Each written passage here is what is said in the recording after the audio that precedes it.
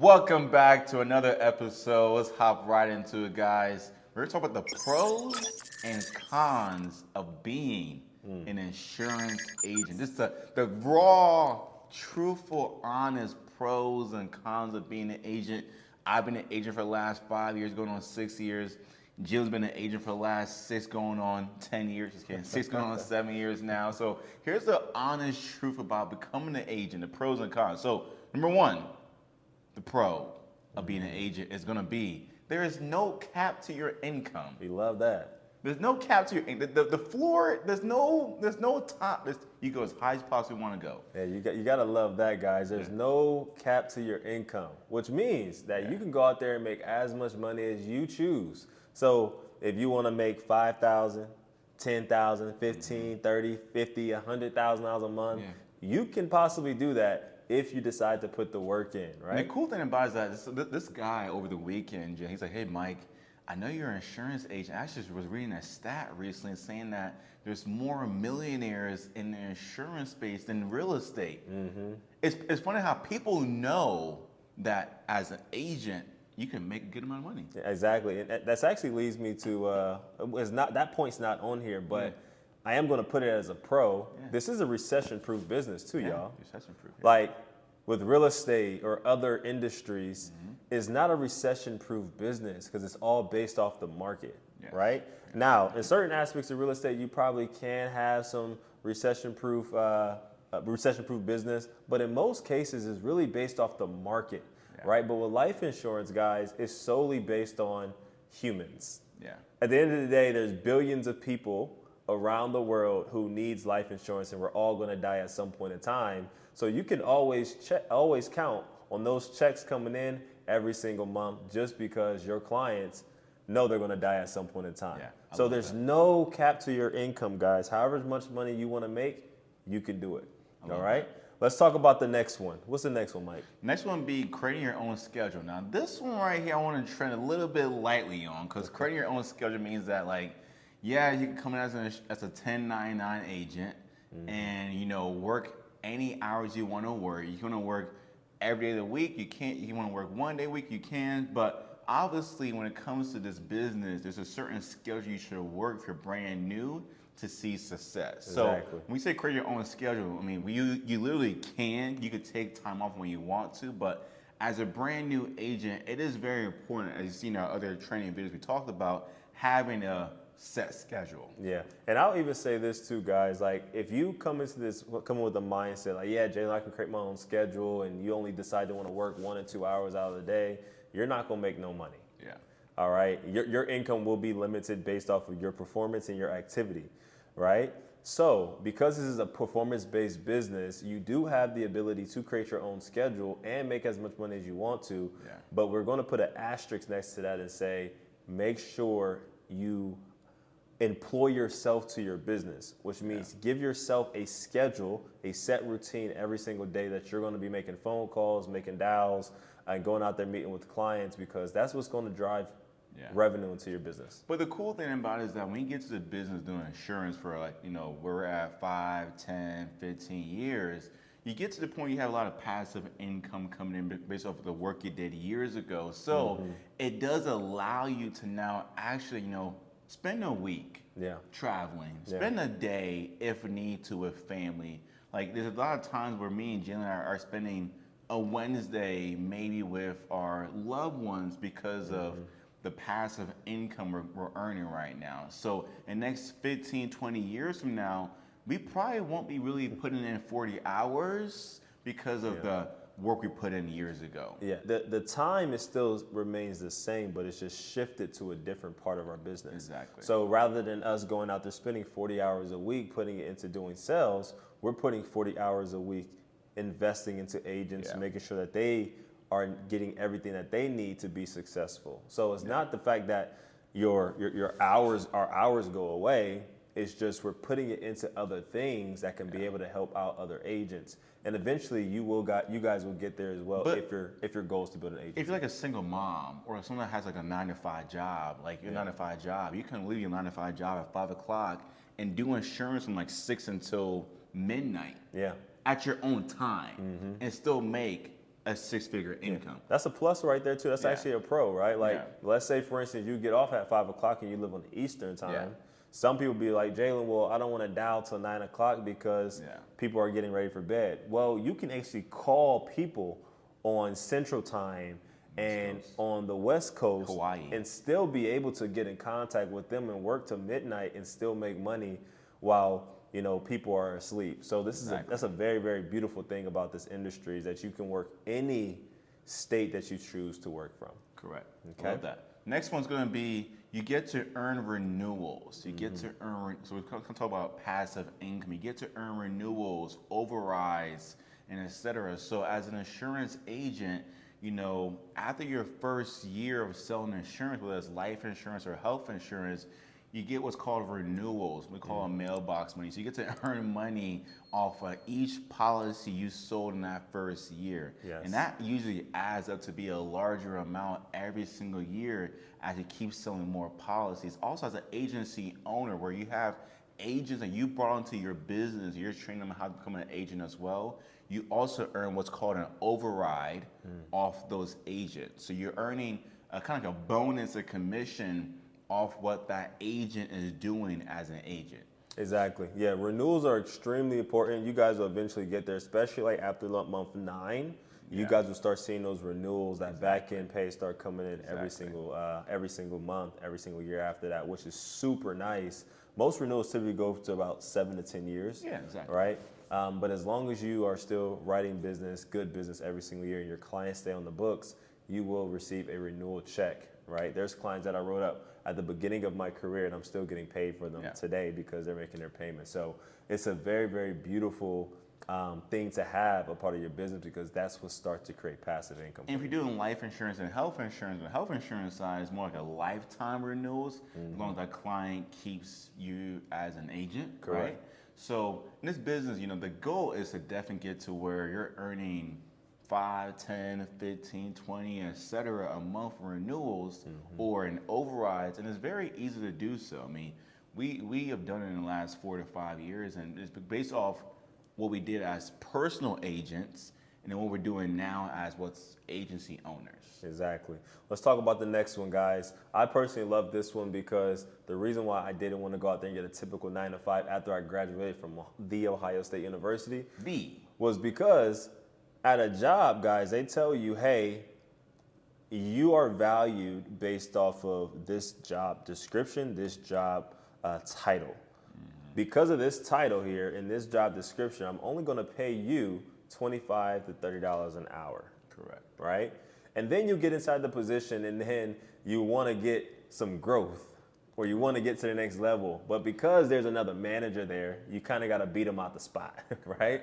Yeah. And now it forces you to stay underneath that individual because that position is filled. Correct. Or they'll hire somebody else in that position if they see them as a better candidate. Correct. Now, the beautiful thing about this insurance industry is that you have no ceiling to your growth, which means that you can make as much money as you want. You can develop into all the different stages and levels that you want to get to, right? Let's say you start out at an 80% contract. You can get to an 85, 90, 95, 100, all the way up to a 145% contract, right? Just simply based off of your performance. You don't have to wait for the next man to promote you. You can get promoted just simply based off of your performance and how well you do in the business, right? So I think that's a very, very beautiful thing to have. I mean, just hit it right on money. I mean, the fact that as an agent, you can buy as many leads you possibly want to and work as many hours as you possibly want to make as many sales you humanly possibly can in 1 week. Yeah. I mean, it's not crazy to say as a life insurance agent, you can't make 30, 40, 50, maybe 100 sales a week, maybe sound kind of crazy. If you put the activity and work you can make it happen. 100 sales a week, which will bring you a lot of income. Also, as an agency owner, you can bring on hundreds, thousands of agents to work within your agency. You're making what's called an override bonus off of every policy they sell. So we said before, there's really no cap to your income here. It's really based upon what you want to do as an agent or agency owner. Yeah, and you can choose your path. You can choose to come in and say, hey, Jalen, I want to write $250,000 in sales or $500,000 on my own pen or $1 million on my own pen as a producer. You can definitely do that. Now, if you want to build an agency and start working on more on that passive income, you can do it that way as well, right? So you have pros and cons of both. You can build an agency for passive income, or you can just become a great producer and just focus on producing your entire career and not focus on building an agency and just make a lot of money and invest it into other vehicles outside of the insurance space to be able to help you create passive renewals and residuals like real estate, right? So the pros and cons, the pros of that, you can build an agency or you can be an individual producer. Now, what I love most about this, right now, this is more geared towards agency owners and people who are individual producers on the health insurance side, right? Because remember, you only got two ways to retire in this business: building an agency or getting into Medicare or health insurance. Yeah. Now, one of the best pros that you can have in this business is because you're a business owner, you can sell your book of business or your agency. Yeah. Right? You could probably sell a life insurance agency as well, right? I wouldn't say you more like on the agency side of things, right? Because there's just not enough renewals just solely off of just life insurance. But yes, you can sell your book of business when it comes to building an agency on the life side, okay, and then also building a big book of business as a producer on the health insurance side. And normally you can sell your book of business for sometimes 6 to 10 times more than what it's worth.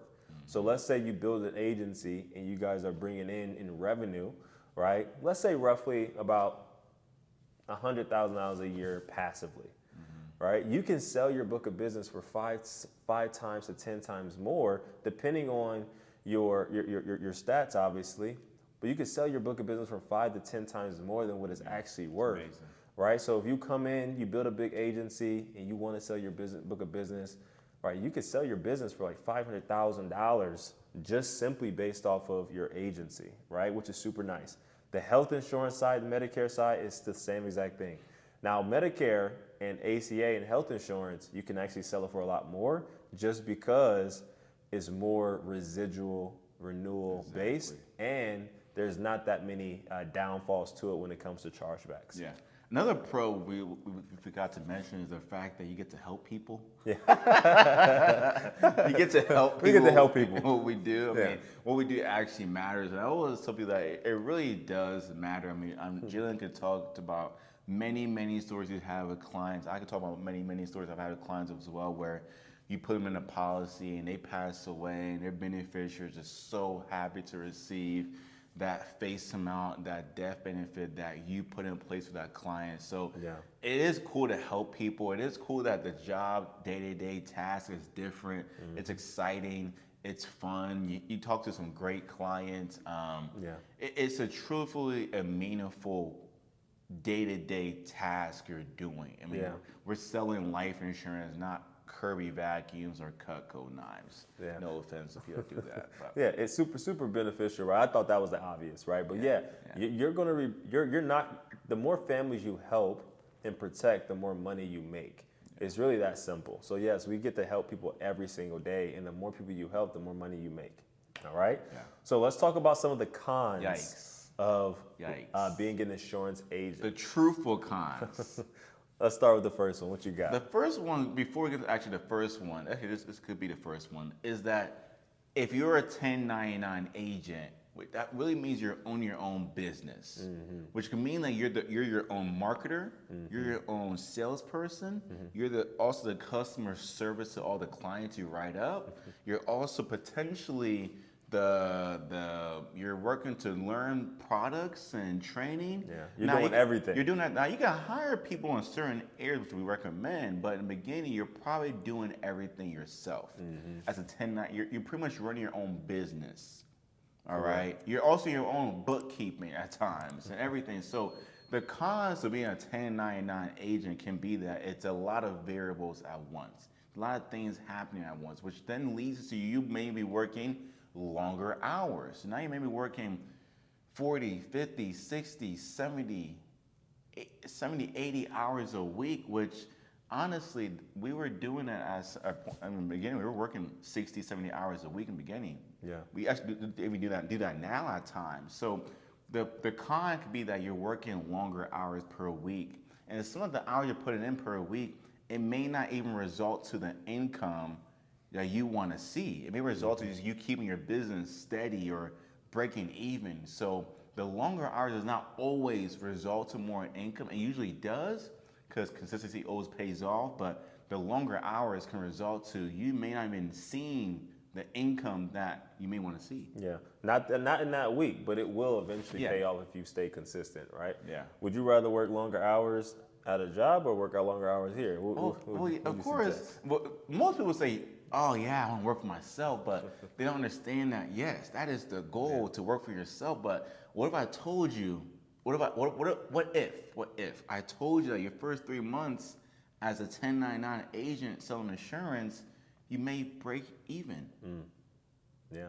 You may break even. You may buy leads and break even because you're learning the skill set of how to sell insurance And operate a business. Yeah. But after maybe month 3, you may start to earn $5,000 a month net profit. Yeah. 10 grand a month net profit. 15, 20, 50, 100, million. Yeah, it just takes time, guys. So don't get into the business expecting to win right off the rip. It's not a get rich quick scheme. It's not a get rich quick scheme. Now, can you get rich from it? Yes. Can you make a lot of money in it fast? Yes. But don't just get into it expecting that you're going to make $50,000 in a single week, right? When you hear about stories like that, those are just one-off stories where somebody comes across a beautiful annuity, right? Because their mom just retired and they had an annuity they just wrote over. Those are just unique situations, but it doesn't happen that often, right? In fact, for people like that, they typically don't stay in the business for a long period of time because when adversity hits, they end up leaving out the business just in general, right? Correct. So there's a reason why 92% of life insurance agents do not succeed in this business.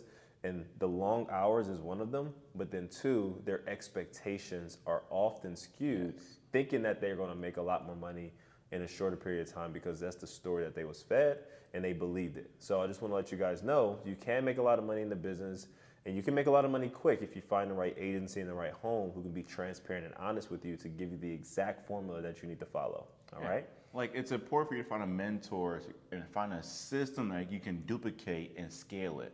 It's kind of one of the pros. It's like you could find a system, like kind of like a franchise, and just buy into it, quote unquote, buy into it, and then just follow it and scale it. Simple. But one of the cons of buying a franchise, quote unquote, in this example here I'm trying to use, is that you have to invest into your business. So one of the cons is it does take upfront money potentially to really scale them out. You can become a 1099 agent, buy your license, do some like basic stuff, and then sell to family and friends, which usually costs no money. But most times you really want to find an agency where you can buy leads most times, which means you got to invest into your business, which may cost you money to buy leads.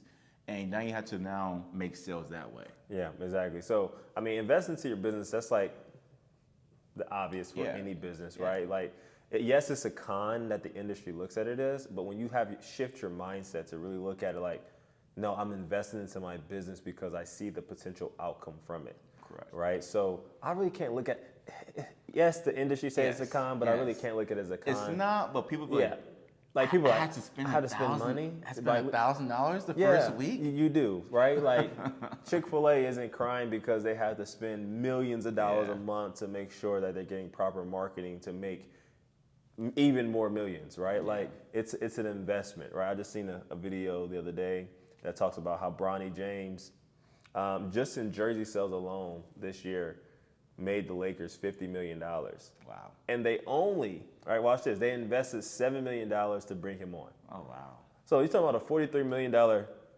profit, ROI, within a short period of time because they decided to invest in Bronny James, $7 million up front, not being sure how much money they were going to make on the back end, but they made $50 million in jersey sales. Yeah. That's incredible. So it's the same thing when it comes to this business. You invested $1,000. If you got the right system, got the right script and everything, you're going to make hundreds and hundreds of thousands of dollars a year. All right. The last thing, chargebacks. Chargeback. Right. For those people who don't know how chargebacks work, tell them a little bit how that works. This is when you write up a client, Miss Betty, and she promises she's gonna pay her $100 a month for her life insurance policy, but then by month 3, she decides to cancel because she forgot that she bought a whole life policy. She thinks it's term. I'm just being funny here. And she cancels her policy. And because that carrier you work with paid you an advance commission, you now owe that carrier some money back off that advance commission. Now, do you have to pay that back out of pocket immediately? No.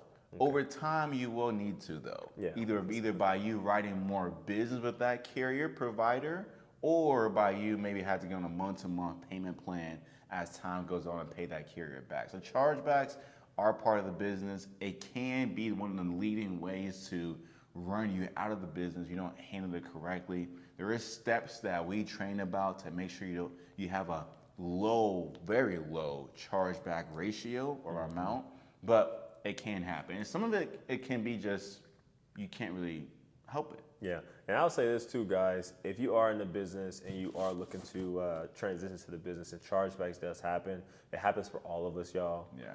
Right? Do not be that type of person where you get a chargeback and you ignore it and you start writing business with other carriers. Right. All right? It's hard for me to respect anybody who leaves people with debt, knowing that they just got paid by a carrier and they're not handling the responsibilities to pay their chargebacks back.